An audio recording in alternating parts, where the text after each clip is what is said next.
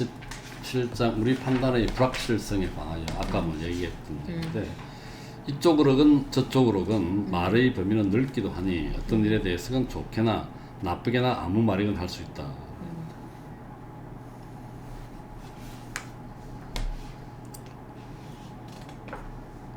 그 다음에 아까 하고 좀 비슷한 얘기가 흐르는데 스페인 국왕이 생캉탱에서 우리를 제압할 호기를 제대로 살릴 줄 몰랐다고 지적하는 이들은 세 번째 줄입니다. 이 같은 실수가 행운에 도취된 마음 때문이라고 말할지 모른다. 성공의 시작에 벌써 양이 찬 자는 그것을 소화하는 데 너무 몰두한 나머지 성공을 더 키우려는 의욕을 잃어버린다고.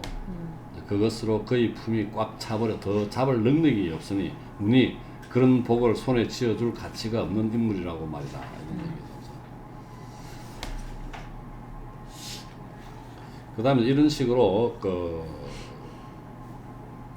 약간의 성공했다고 벌써 이제 안주한 그런 케이스지만 반대의 경우 495쪽 밑에서 두 번째 줄에 그러나 정반대로 말하지 못할 이유가 어디 있겠는가.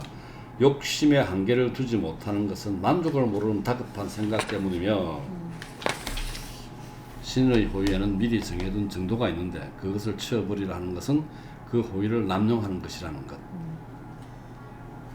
그리고 승리를 거두고 난 뒤에도 위험 속으로 뛰어드는 것은 그 승리받아 다시 한번 운에 맡기는 셈이며 이런 얘기죠. 전술 가운데 가장 위대한 지혜 하나는 적을 절망으로까지 몰아붙이지 않는 것이다.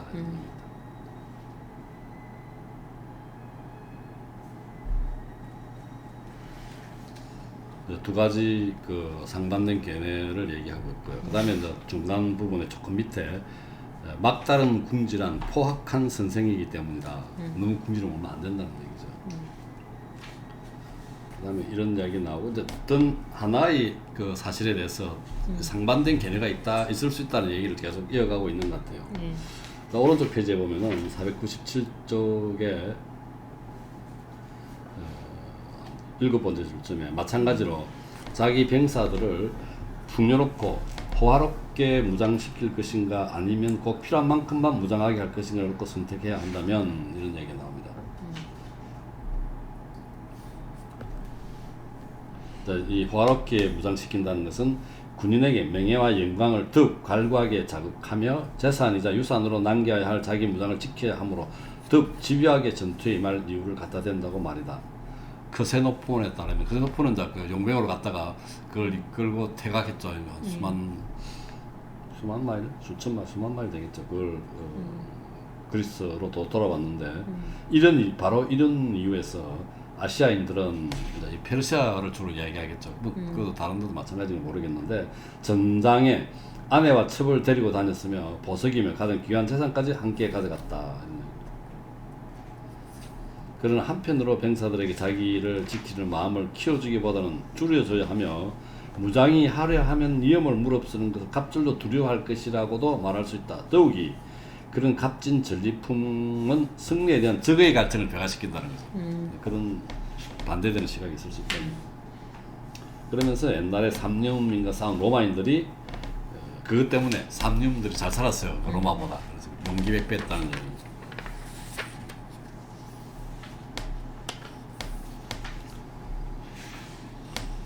그다음 미크루고스, 스파르타의 계획자죠, 입법자죠. 군대의 군장을 화려하게 하는 것을 금했을 뿐만 아니라 패배한 적에게 전리품을 챙기는 것도 못하게 했다. 옛날에 우리 월남전이나 6.25 전쟁 때 보면은 적군들이 지체들, 아군도 마찬가지겠지만 지체들한테 기념품들, 시계나 이런 걸 챙기는 사람들이 많이 죽었대요. 이런 게 있었던 거 모르겠는데 욕심 사람을 죽게 했다고 그러는 것 같은데 그의 말에 따르면 그렇게 하여 자기 군대의 정빈과 금소가 전투 그 자체만큼 빛나게 하기 위해서다 이런 얘기를 하고 있고 얘는 아주 그러니까 정반대되는 경우죠. 보통 그 당시 그리스 시대만 하더라도 전투를 통해서 자기들의 부를 정진시키는 것이 전투의 원래 목적이었잖아요. 근데 스파르타 안 그랬다는 거죠. 스파르타에 있는 리크루스는 이제 특별하게 이제 이 반대되는 개념으로 간 거죠. 조금 다른 얘기긴 한데 메가든 못을 너무 많이 부려가지고 자기 편한테 잡혀가지고 자기 편 아닌 줄 알고 잡혔다. 잡혔다고? 코로나 잡혔는데 적인 줄 아니까 너무 많이 꾸며가지고 그래가다가? 복장이 자기 편이 아닌 줄 알고 잡혔다 하더라고요. 메가드가 재밌는 일하네. 너무 멋을 부려가지고 폼나잖아요. 그러니까 너무 되게 멋을 부렸다고요. 그래서 그런데 그 화려하게 무장시킨 사람이 이제 뭐 예를 들면 필로포이멘, 브루투스, 카이사르 뭐 이런 사람이잖아요. 그리고 알렉산드로스 이런 사람들도 역시 이제 폼나게 해가 다녔단 말이에요. 자신을 폼나겠죠. 네, 알렉산드로스. 알렉산드 자기를 폼나게 해가 다녔단 말이에요. 내가 폼 나야 되는 사람이고 자기가 어차피 거의 반은 신이라고 생각했던 사람이니까. 그래서 그 전투의 광경도 생각해 보면은 멋이 좀 이렇게 그 카이사르의 뭐 전투나 알렉산드로스의 전투 이런 거는 우리가 상상만 해도 막 세력도 땅도 넓히고 새도 넓히면서 사람도 멋있는 사람이 전투를 쫙 해가 막 이끌고 나가는 그런 광경이 그려지잖아요. 카이사르는 조금 덜한 것 같은데 앞섰겠죠. 근데 알렉산드로스는 지가 직접 신의 아들이라고 생각했어. 그러니까 그럴 생각 있잖아요. 그러니까 이 폼나게 확 예. 그거 가도 자기는 안 죽는다는 거지. 그런 모습을 자기 부하들이 봤을 때 용기백배할 거 아니야. 앞에서 보면 바로 보이니까. 그러니까 신의 아들이 참 쫙 했잖아. 상대적으로 보면 그 표적이 내가 안 좋은데 얘기도 뭐 다른 얘기도 나오지만 우리가 나중에 도망갈 때는 옷 바꿔 입고 도망가잖아. 그러니까. 그렇듯이. 그래서 이거 이 브라필성에도 그런 이야기 했는데 방금 그 연장선상에 보면은 이제 남자들이 명예를 돈이나 권력 이런 게 아니고 자기 스스로의 명예를 더 높이는 방법으로 휘장을 달고 군복을 입었을 때 장식을 달고 이래 한 것 같아요. 명예가 굉장히 중요하다 그런 생각입니다. 우리 젊은이 양직하는 그 이제 소설 같은 데 보면 그 주인공이 변천사가 이제 이 사람이 점점 승리하면 할수록 성공하면 할수록 옷으로 다 나오는 거예요. 점점 더 좋은 옷을 이제 갈아입고 좋은 옷으로 하다 보면 결국에는 이제 그게 심실이어서 타락하는 그 상황이 나오는데 옷의 변천사로 같이 나오는 거라 사람의 성공의 변천사가. 그 다음에 또 얘기가 나옵니다. 중간에 보면은 그 435조 병사들이 모든 수단을 동원해 적을 자극하고 조롱하고 모욕하도록 기꺼이 허용하는데 그럴 만한 여기지기도 한다. 자비나 화해를 기대할 수 없다는 사실, 이 적으로부터. 그러니 승리 말고는 살아날 방도가 없다는 것을 보여줌으로써 이런 얘기 있죠. 저는 이거는 색다른 관점으로 보는구나라는 걸 알았어요. 이거 그렇겠다 싶더라고요. 근데 이제 이게 그런 점에 있어서는 이쪽에서 보면 그렇고 상대방한테는 이제 그 삼국지에 보면은 사마이가 그 사마 중나라 사마이가 제갈 공명한테 자꾸 전쟁을 붙어도 승을 이게 끌어잡고 안 나오고 있었잖아요. 근데 이걸 끌어내야 되는데 이제 그쪽을 이제 모욕감을 주는 거라 치마 입고 설치고 사마이를 이제 여자라고 놀리는 거지. 그럼 화가 나가 이제 나오면 잡을 거라고. 그렇게 이제 상대방의 어떤 그 쓸데없는 그 흥분을 이게 유도하기 위해서 그런 경우도 있고. 근데 여기는 또 이제 다른 게 있죠. 너무 그래가지고 조롱을 줘가지고 이 신하들이 그 다음 페이지 보면은 499쪽에 보면 네 번째 줄에 보면은 골수에 사무치는 모욕은 자기 왕의 싸움을 위해서는 심드렁하던 자를 자기 자신의 싸움을 위해 전혀 다른 식으로 맹렬히 떨쳐나가기에 나서기 쉽다. 이런 시각이 있을 수 있다는 얘기고. 그 다음에 아까 얘기가 나옵니다. 변장한 것. 지휘자들이 혼전이 일어날 무렵 복장을 바꿔 변장하기로 결정했던 것을 미심쩍게 여기서는 안 될 것 같다. 하지만 그렇게 함으로써 겪게 되는 불리한 점은 피하고자 하는 불리함보다 작지 않다. 부하들이 자기 장수를 바라봄으로써 그의 존재와 본보기를 통해 용기를 얻을 가능성이 사라지기 때문이라는 거예요. 이렇게 되면 이제 장수가 변장을 했다는 것은 빠져나가겠다는 거예요. 포기하겠다는 거기 때문에 이 부하들 사기가 떨어진다는 얘기죠. 그래서 그가 죽었거나 승산 없는 싸움이라는 생각에 도주했나 보다 하고 여기 기가 꺾일 수 있다는 것이다. 그래서 이제 어떤 때는 이렇게 하는 게 좋지만 어떤 때는 또 안 좋다는 얘기를 하고 있고요. 데모가클레스의 무장을 걸쳐 피루스가 자기를 숨기고 대신 자기 것을 그에게 입힌 비루스왕이죠. 자기 목숨을 끊는 건 맞지만 하마터면 그날 전투에서 패하는 낭패를 겪을 뻔했다고. 근데 알렉산드로스와 가이사르, 루클루스는 전투 때 독특하면서도 희망찬 색채의 화려한 복장 눈에 띄는 것을 좋아했고, 반면 아게실라우스, 길리푸스는 눈에 띄지 않는 복장에 우두머리 표지 없이 출전하곤 했다. 이게 여러 가지 시각이 있을 수 있다는 거죠. 그 다음에 파르살라 전투를 놓고 폼페이오스 가해지는 비판 중 하나가 그다 부대를 멈춰놓고 적을 기다렸다는 것이다. 이것도 역시 양면성이 있다는 거죠.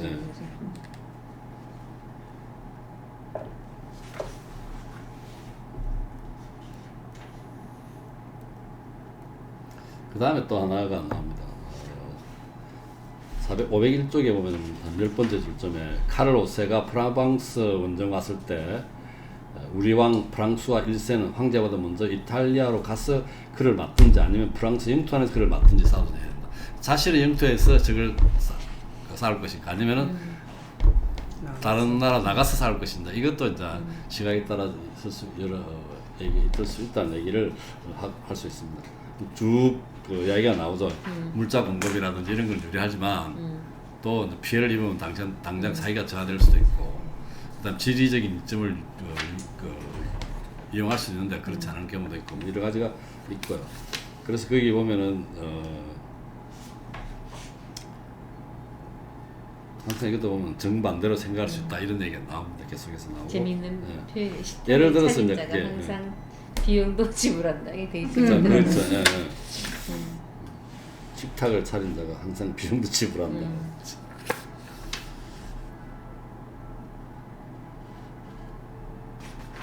그렇게 이렇게 생각하든 저렇게 생각하든 옳다는 근거가 될 사례는 없지 않다는 얘기죠. 자국 영토 내에서 할 것인지 바깥에서 할 것인지. 그래서 제가 예를 든 게 스키피오 얘기가 나옵니다. 스키피오는 이탈리아 영토를 지키는 적과 싸우는 것보다는 적의 아프리카 영토를 공격하러 가는 것이 낫다고 생각했기 때문에 나갔고, 그 다음에 이제 반대로 한니발은 처음에는 자기가 공격해왔죠, 로마로. 근데 이게 이제 스키피오가 그걸로 칼을 타고 공격하니까 다시 돌아왔죠. 그 한니발은 조국을 지키려 가기 위해 전국의 정복을 포기함으로써 자멸하고 말았다. 이게 한니발, 이게 그 스키피오의 전략에 말렸다는 얘기죠. 스키피오가 자기 나라를 카르타를 치러 가니까 한니발이 이제 철수한 거고, 아테네인들은 시칠리아로 건너가기 위해 적을 자기네 땅에 그당 두었다가 불행한 문명을 맞았다. 이건 좀 바보 같은. 펠로폰네소스 전쟁에서 전선을 확대한 거죠. 스파르타 연합군과 싸우고 있는데 괜히 시칠리아 그쪽 가가지고 완전 그 망했죠. 거의 사망 내지는 포로로 잡혔다는 거죠.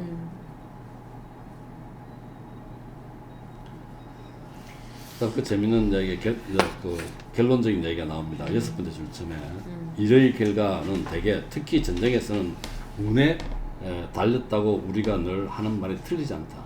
운명의 여신은 이 시가 보여주는 것처럼 우리의 이상이나 지혜에 자기 뜻을 맞추지도 굽히지도 않는단 말이죠.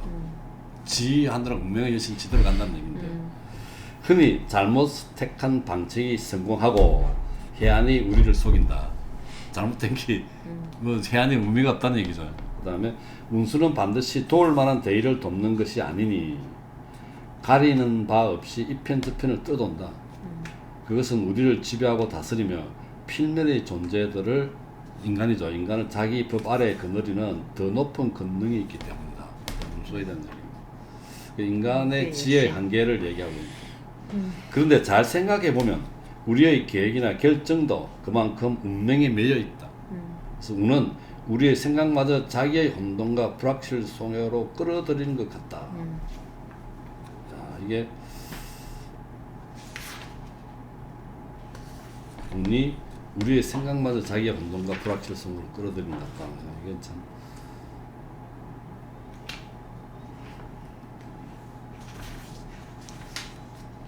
결국 운 따라간다는 얘기죠. 그렇죠. 계획과 결정도 모든 것이 운이다. 우연이다. 플라톤의 저서 티마이오스는 우리는 우리 집에 우리 글쎄. 집에 갖는다. 네. 이성도. 그게 나오죠. 예. 우리는 무모하고 경솔하게 추론한다고. 그것은 우리 이성도 우리 자신처럼 우연에 달려있기 때문이다.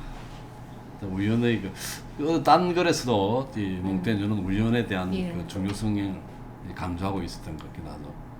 인간의 네. 운명이라는 게 우리의 어떤 능력이라든지 이성으로 지배될 수 있는 건 아닌 것 같아요. 운수의 영향이 참 많이 받는 것 같아요. 그러니까 경제적인 것에 대해서 준비를 하는 것도 이렇게 표현하래. 그러니까 이제 우리가 아무리 준비한들 그 운이 이렇게 한번 우리를 쳤을 때에 그 운을 이길 만한 준비는 도저히 안 된다. 그러니까 그 운을 우리가 극복할 수 없기 때문에 그냥 있는 대로 즐기고 살아야 되는 것이지 뭐를 대처한다고 모으고 뭐 하는 것은 사실은 그 운을 이기지 못하기 때문에 결국은 안 된다. 그냥 우리가 아무리 준비한다 한들 그 자연이나 그 운을 이길 수는 없다. 이렇게 되면은 자유의지의 영역이 너무 축소돼 버려요. 이게 이제 우리 보에티우스나 뭐 그런 아우구스투스가 했던 그런 얘기죠. 자유의지가 어디까지냐 이거죠. 그럼 그러니까 아니, 이 하나님의 생각이- 그 뜻이 있는데 예. 인간의 자유의지가 그럼 그 인간의 자유의지의 그것도 하나님의 태도 안에 같이 있다는 얘기죠. 그리고 결국은 그 아우구스투스 얘기로는 그 하나님의 그 큰 뜻 안에 인간의 자유의지가 발현된다는 거죠. 하나님 그렇죠. 향했을 때. 예. 그러게 되면 진짜 칼빈의 그 예정 좋았으니까 뭐처럼 운명 예정서처럼. 그냥 안 해도 되잖아요. 그런 걸 너무 또 인간을 나태하게 만들 수 있고 게으른 인간을 자기 합리화시키는 그 도구로 될 수 있단 말이죠. 그래서 이게 보면은 그건 아닌 그건 좀 아닌 것 같잖아. 아니죠. 근데 이제 왜냐면 명리학을 공부한 사람이 내한테 이제 이야기했지. 내하고 이야기하는 게 자기 노력하는 거 달려있지. 그럼 그 사람 무슨 말인가 하면 그 노력하는 것조차도 운명으로 정해져 있다는 거. 그런 얘기를 하긴 하던데. 그 어떤 습이라고 뭐 그죠 어떤 그것도 타고난 어떤 왜 게으르고 부지런한 것도 어떤 약간의 타고난 약간의 본성일 수도 있긴 하잖아요. 그러니까 우리가 운이라는 거는 자기가 어떤 할 수 있는 그 영역의 어떤 더 큰 동이라는 거지. 그 안에서 또 할 수 있는 그럼요. 거는 그러니까 있다는 거죠. 인간의 네. 자유의지를 네. 줬기 때문에 그렇죠. 인간의 네. 자유의지가 네. 갈 수 있는 거 해야 되는데 네. 그러나 그게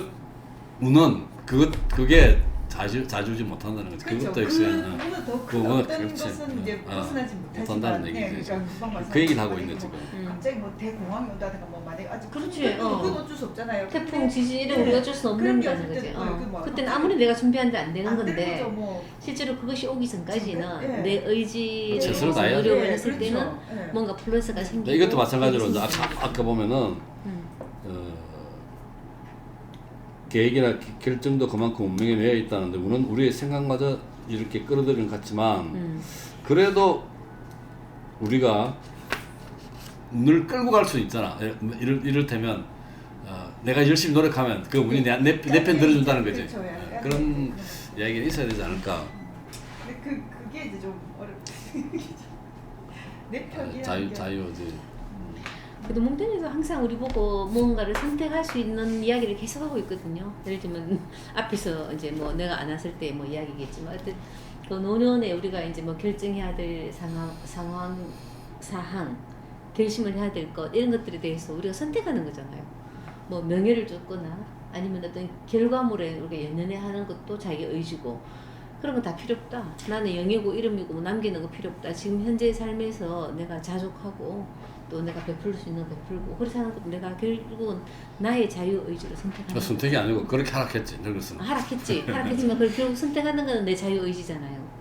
나는 그래도 명예 그 유명한 키케로니 뭐 플리니우스니 뭐 이런 사람들도 다 공부를 해서 뭐 이름을 남기고 싶거나 아니면 후대에 자기 업적을 남기고 싶거나 그렇게 이 책의 그 수많은 부분을 남겼던 키케로도 결국은 지 이름자를 남기고 싶은 그 명예욕을 버리지 못하고 있었는데 근데 그걸 선택하는 거는 몽테뉴가 볼 때는 저 사람 지 죽어서나 가지게 될 그 이름이 뭐하러 저름에 날릴까 이렇게 얘기하는 거잖아요. 키케로는 원래부터 살았을 때부터도 예. 굉장히 명예나 이런 명예. 걸 중요하지. 따졌던 사람입니다. 따지고, 지금 어디 갔다가 집중 하나 왔는데 그 사람한테 물어보잖아. 예. 키케로 아세요? 그러니까. 그 사람 로마 사람 키키로 알 리가 있냐? 그 지는 되게 다 알 거라고 생각하고 자랑하고 그거 얘기했는데. 근데 여기 나와 있는 키키로 인용문이 얼마나 많습니까?